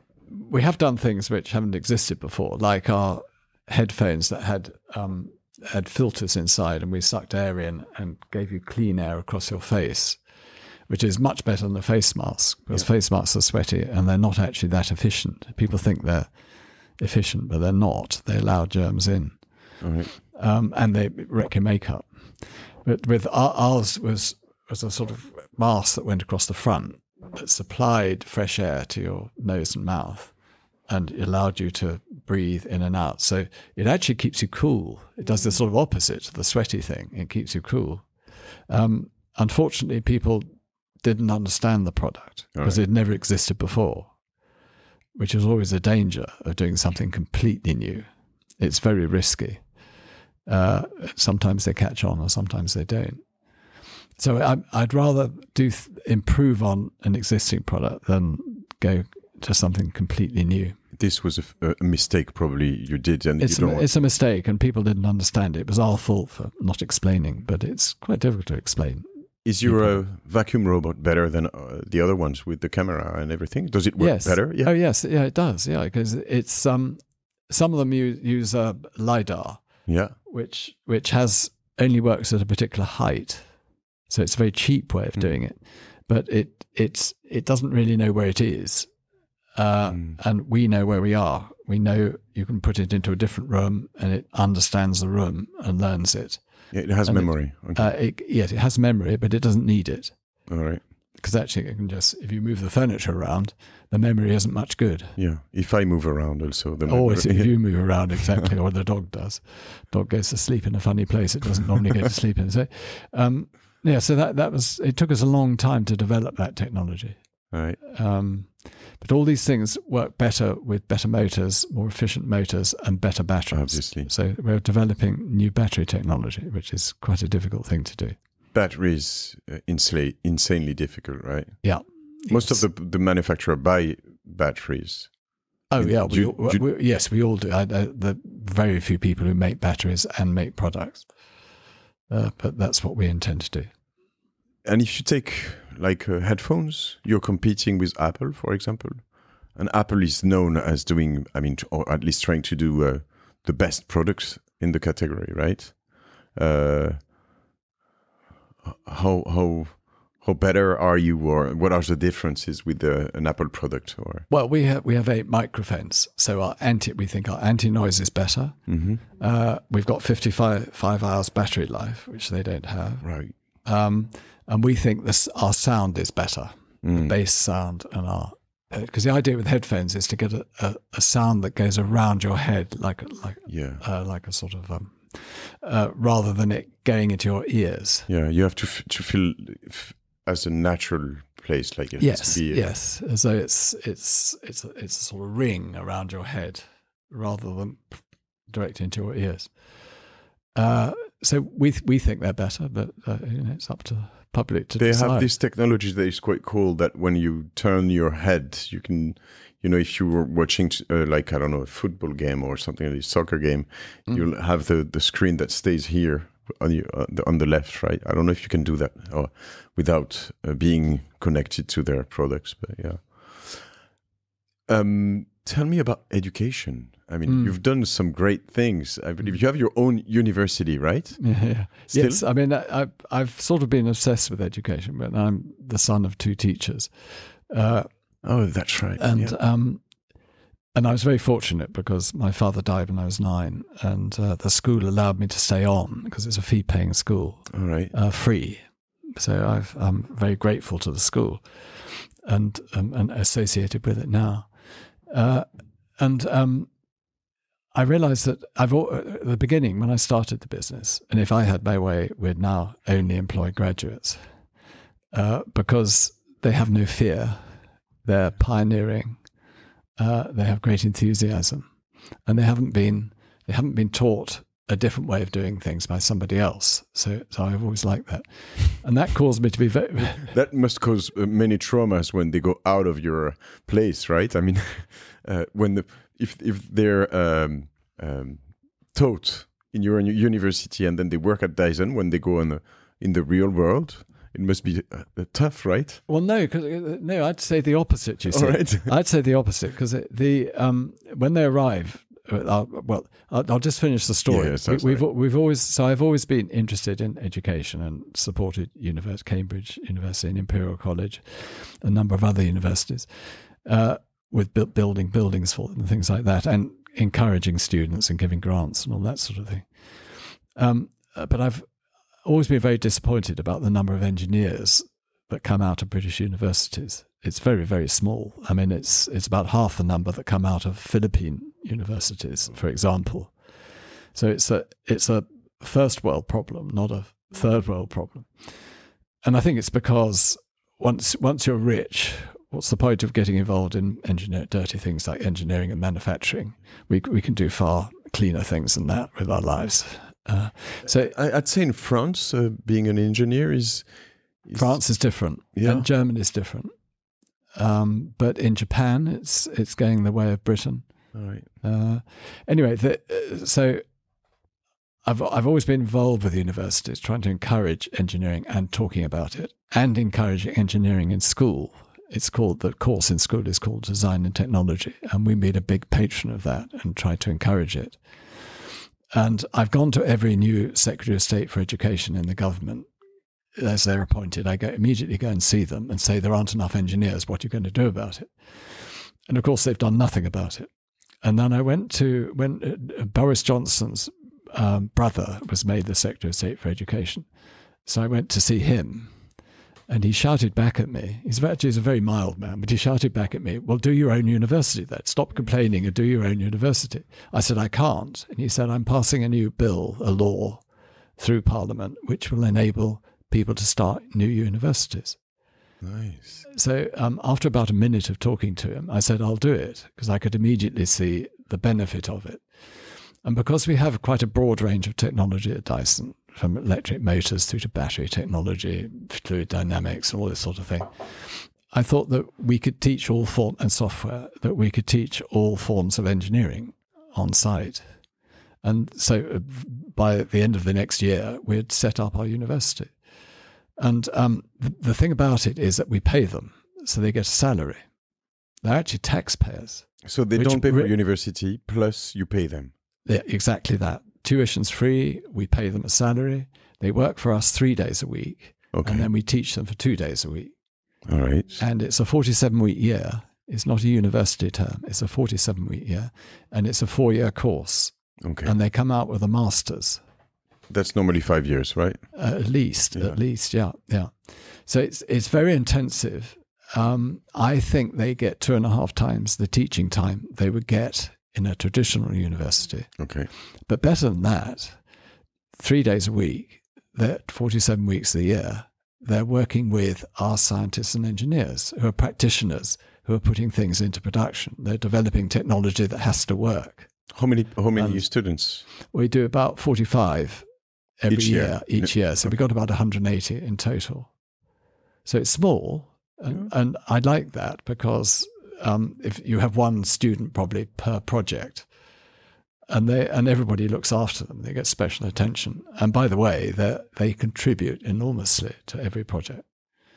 So they're not being taught by academics in university learning the theory. They're learning it from real practitioners, developing it themselves, taking part, filing patents where they're the inventor. It's really happening for them. And what we've discovered is that they're about 5 years ahead of a graduate that you would recruit from another university. And how do you know that? I mean, it's just by what they're doing. Yeah. By the end of the 4 years, they can run a project. They've been with us for 4 years, working with us for 4 years. And they interestingly, they move up the company quicker, not because of favoritism, but because of their ability.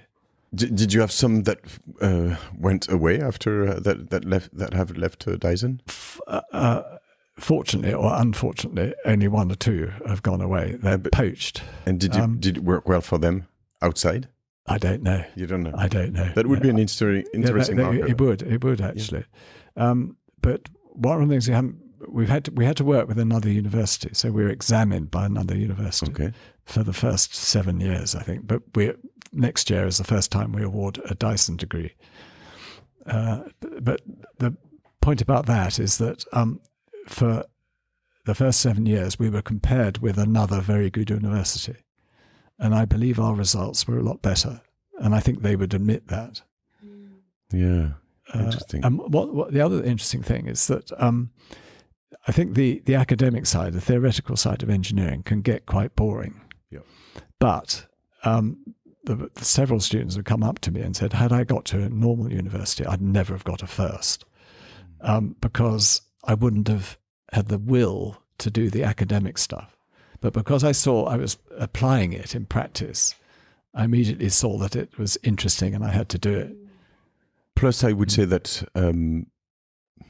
my estimation, probably my take on traditional universities and schools more in general, is that they don't go fast enough with the world we're living in. Right? I mean, now you have to know how to use AI to create, I don't know, images, to code, to do all of those things. And in the recent years, if you were in, I don't know, communications and marketing, you had to understand social networks that most of the time your teachers wouldn't even use themselves, right? So it's the world is going so fast that you have to be into the real world to make it work, I believe. Well, it's a good point. And of course, they learn about manufacturing. And now we have engineering bases in Singapore, Malaysia, and the Philippines, and China. So they can become international, which they really enjoy. Before I let you go, I have to have your take on design, because you introduced yourself as an engineer. I know you're a designer too, more than an entrepreneur. At least that's what I've read here and there. What's design? Because the products you release, you sell, are good looking, but I believe that's not what you mean by design, is it? No.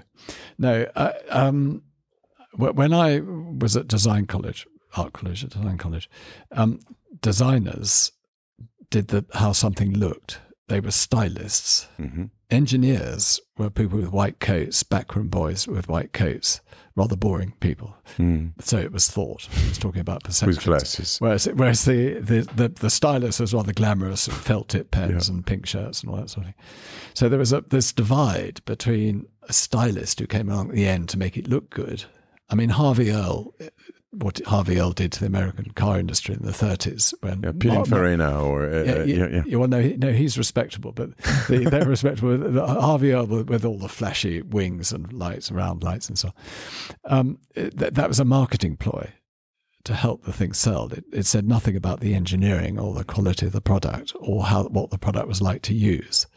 So my sort of click at college was that this was silly.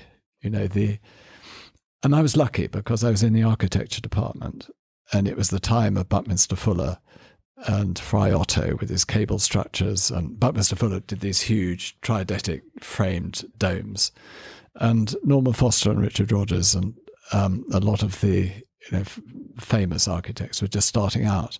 And their architecture wasn't about concrete walls and brick facades. It was about engineering, pure engineering. And I was taught actually structures by a structural engineer who worked for Foster and Rogers and involved in those structures. So I thought, well, wait a minute, buildings are becoming about their engineering, their structure, and displaying the structure, Pompidou Centre and so on. Wait a minute, products are the same, really. So the cars I admired at the time were Citroens and the Mini, because it wasn't about styling, it was about the engineering. And particularly in the case of the Mini, it expressed its engineering from the outside. So I said, products are the same, because I was watching my friends in the industrial design department doing the skins of a heater or a boiler or something. And I thought that, but what's that all about? There was a time when the engineer did the styling. Mm-hmm. In the Victorian area, the 18th, 19th century, the engineer did the styling, and look at all the good stuff. I thought, he didn't employ a stylist; he was the engineer who did it. Well, he wasn't an engineer; he was a manufacturer, but you know what I mean. He had the vision. So I said, this is wrong. The product should be designed by the engineer, and it should evolve from its function, what it does, and it should express its function. So that's my take on design. But there's no reason why a piece of engineering shouldn't be beautiful. Yeah.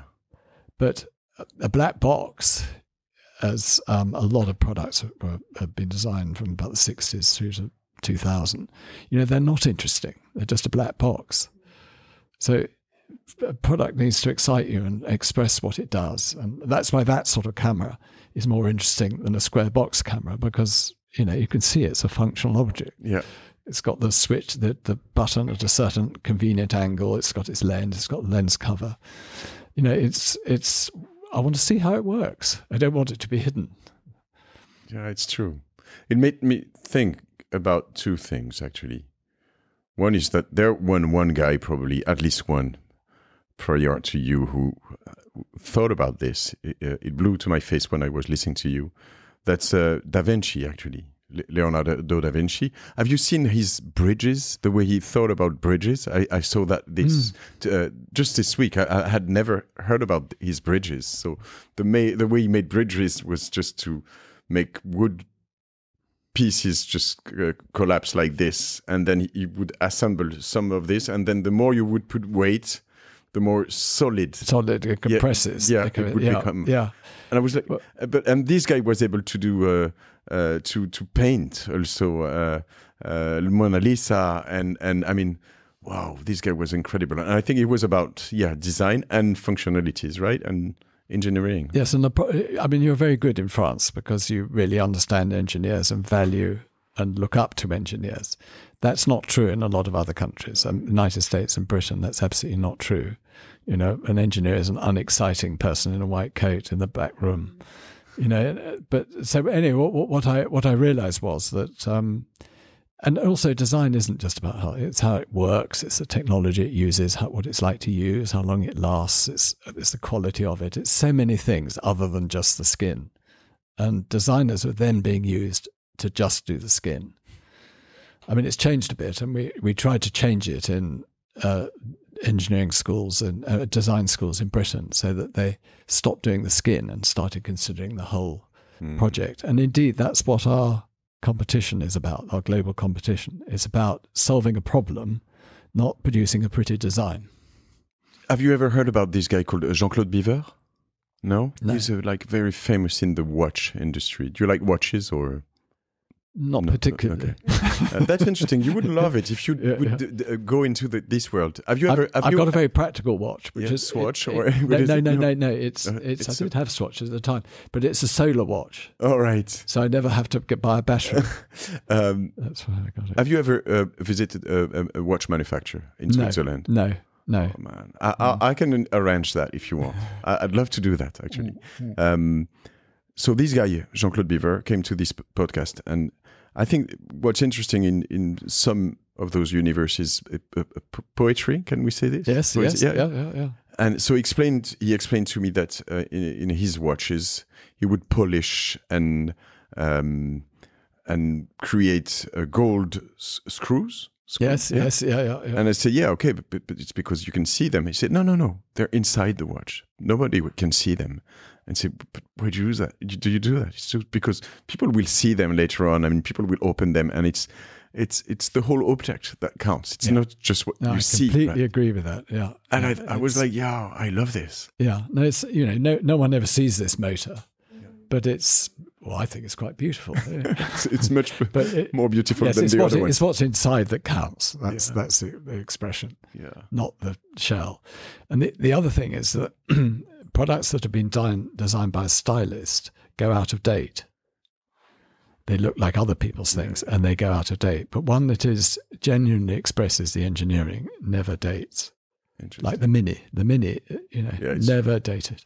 Never dated. Yeah. The Citroën did slightly less so because it was the first car designed aerodynamically.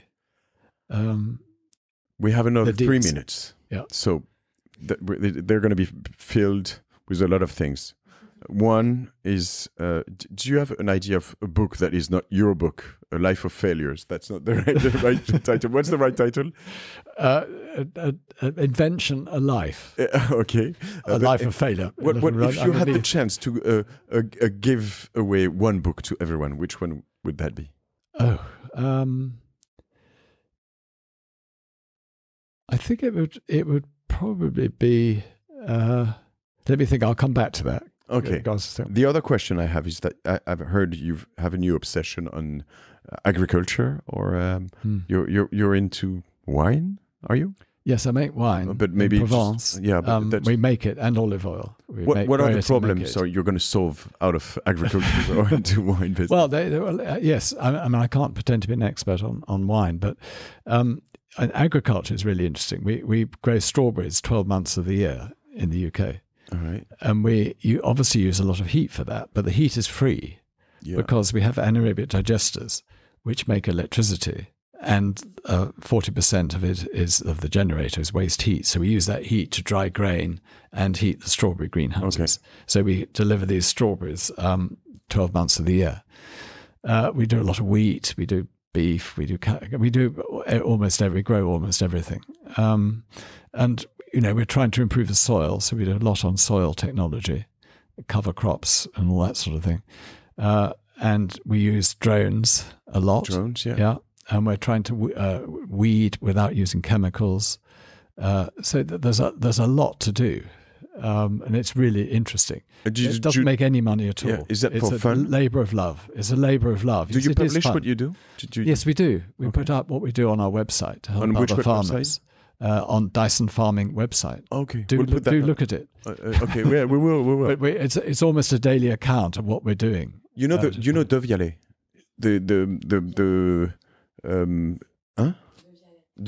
De Vialet. You know the speakers, very nice design speakers. This famous French brand. Okay, I'll show you. The founder of De Vialet is into soil, and he's very good. Oh, okay, right. Yeah, I'm sure you. I'll introduce you to this guy. You've never seen those? Sorry, those speakers. Oh, hold on, Phantom. Sorry, I'll go. These speakers. Oh, we can't see it. I'll show you. These speakers you can. I haven't. No, okay. look interesting. Yeah, very good speakers. Okay. Did you get the book? It ought to be a book about alcohol. I have to let you go. Yeah. I can't think of a book. Never mind. Okay. Sir James Dyson, thank you very much for your time. It was amazing. Well, thank you. I learned a lot from you. Thank you very much indeed. Plus, we'll use new headphones because I told Sophie if you let those headphones into that studio, they're never leaving this studio, right?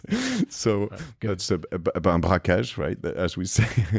It was great to meet you. Great to meet you. I'm very honored. Thank you very much. I loved it so much, and we're going to buy plenty of hair dryers and you should go into. Your hair looks very good, by the way. Yeah, but that's thanks to your cream, right? Obviously. Yeah, exactly. Is it for sale already? Yes. Yeah. It's in Sephora and in our shop. Okay. Where else is it? You have a Dyson shop in Paris, right? Yes, it's by the opera. Yeah, okay. By the opera, just opposite the opera. In fact, we've got tunnels underneath that go into the opera. Right. And there's a lake underneath that and a subway. Is a subway and a lake. I normally ask for a coupon to my guest. Can you get a coupon for us? Oh, yeah, we'll do a special because Sophie will write you a coupon. Okay. And I'll sign it. I'll sign it. Do it. Okay, great. We'll have a coupon. Okay, great. Thank you, James. Okay, thank you, Sophie. It was amazing. See you guys. Thank you, Clémence. Allez, bye-bye.